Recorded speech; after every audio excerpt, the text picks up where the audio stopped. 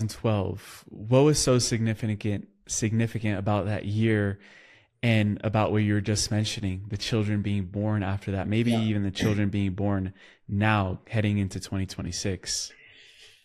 So that period of time, uh, in bigger cycles, let's put it into the 27,000 years cycle of the equinoxes passage. In a way, the sun started to come out behind the moon, in simple terms, and the day began to illuminate. And really, that started to happen in 1987 with the harmonic convergence. And that proceeded along. But 2012 was the period where we had a huge conference in 2012, and Metatron stepped forward and basically said, as of this moment, there will never be another child born into the third dimensional experience. And the door on the third dimension is now closed.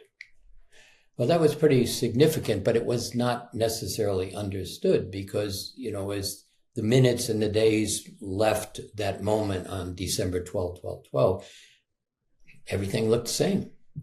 The same energy was going on, the same wars are going on, the same politics, the same climate change, the same economics, all was still there. So, but what happened was in 2012, if we talk in computer terms, the operating system was rebooted into something much more significant.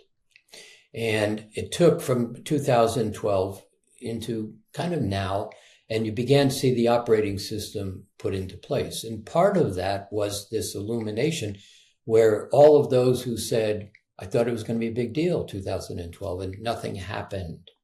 Well, everything happened. The operating system changed, the software changed, the perception of speed and time changed. But it took that average person who's still in 3D, believing 3D is gone, but looking around and all they see is 3D staring them in the face. It was as if you're looking at it from the tip of your nose. You can't see it in the moment.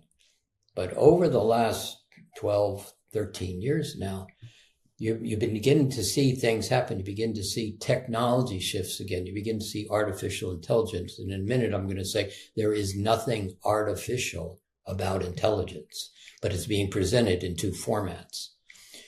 So in that 2012 period, that light began to illuminate, and we're beginning to see more. And like I said, the shadows are beginning to disappear.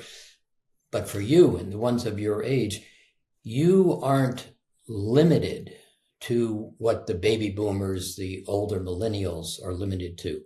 You haven't gone through the 1999 collapse, the 2000 time adjustment, the 2008, oh, you were around, but it wasn't that significant to younger people. The collapse of the housing market, the collapse of the banking system.